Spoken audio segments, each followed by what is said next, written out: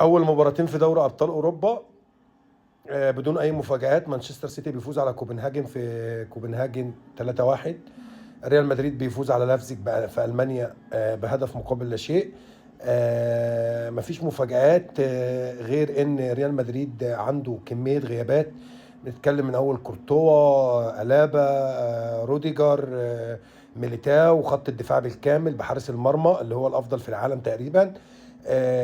ضيف عليهم بليمنجهام نجم الفرقه وهداف الفرقه في دوري الابطال وفي الدوري. ولكن النهارده فينيسيوس، كروز، رودريجوز، ابراهيم دياز، بصراحه يعني انا ريال مدريد النهارده ابهرني.